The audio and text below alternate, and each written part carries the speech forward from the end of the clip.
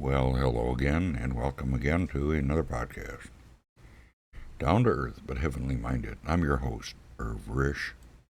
As we've been going through this book, Waiting on God by Andrew Murray, it's a devotional, and we are on our 13th day. And with that said, I'm going to switch to our full screen here. And then I got to go find our text here again. And hang on, give me. As you wait on God, and it tells us to be patient, and I just want to say, wait on me too here. Have patience here till I find the audio. There it is. Okay, let's start our reading.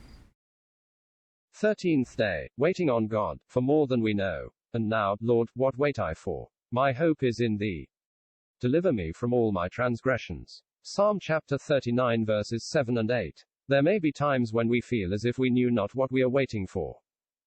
There may be other times when we think we do know, and when it would just be so good for us to realize that we do not know what to ask as we ought.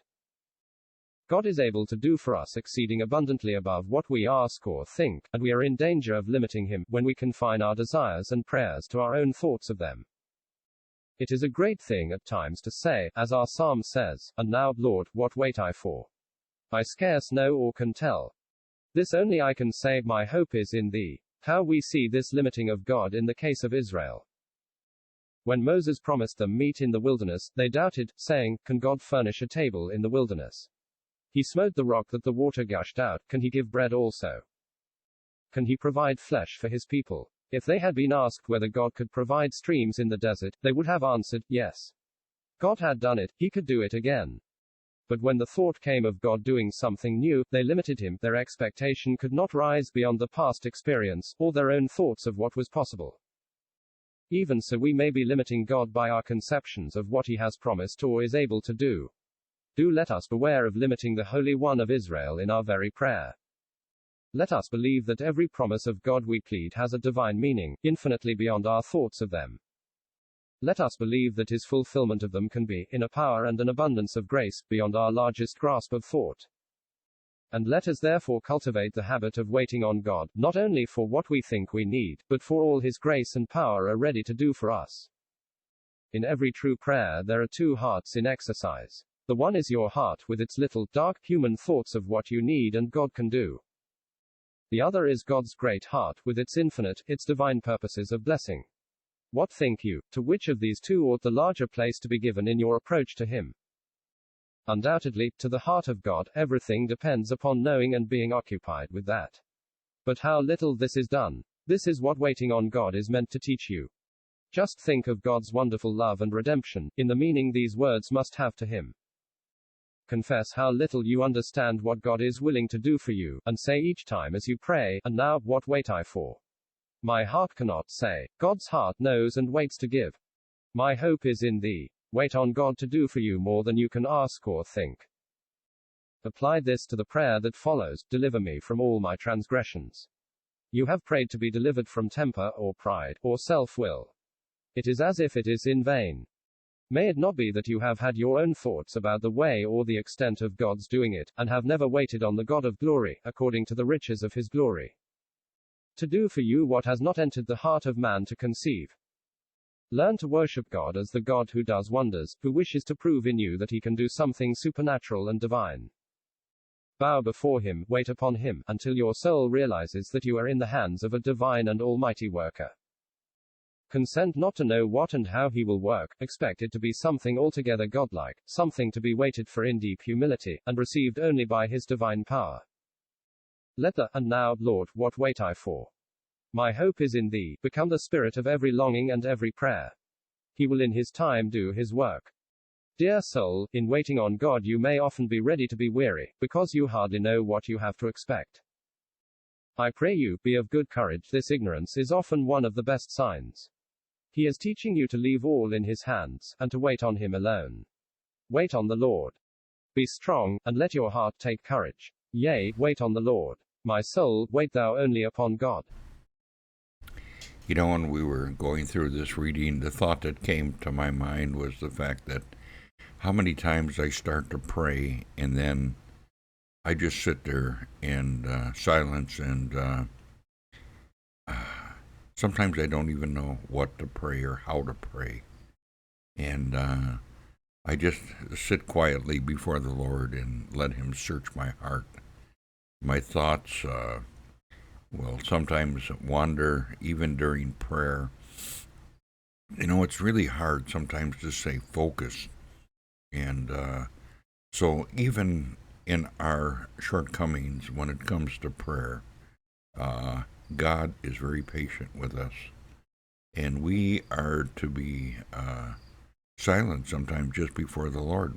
That's what He wants. He wants our hearts. He wants our meditation. I'm going to go back up here to the very beginning here. And this kind of struck me when we were first starting to read here. There may be times when we feel as if we know not what we are even waiting for. And it's true. Sometimes we just don't know. We are dumbfounded sometimes in waiting on God. Sometimes we don't even know what we are waiting for. There may be other times when we think we do not know, and when it would just be so good for us to realize that we do not know what to ask as we ought. God doesn't look for, like Paul says, when he was getting ready to come to meet with some of the saints, he says, I'm not a man of eloquent speech. I don't talk greatly. I don't impress people. But he says, I would rather be this way and have the glory come to God. And sometimes it just shows our inadequacy to do things. But God takes the weaker things of the world, and He does it to confound the strong. Why does God save some of us low people, those that are not in power or office or are famous for anything? We're just common folk. The reason He does it is to confound the wise, those that think they really know something. The Bible says that, thinking themselves to be wise, they become fools. And so don't think anything great of yourself. Think of the greatness of God and focus on Him. And I think that's a good thought for today, just to be occupied with God and how good He really is.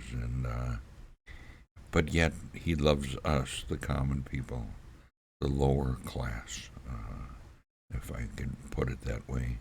Those that aren't famous, those that don't hold high positions. Yes, we have our friends, we have our little circles, but the rest of the world is not occupied with us. And, the people that they talk about on the news and all that stuff, it's either something that happened or it's the person themselves. So-and-so said this or so-and-so said that. Doesn't make any difference to me.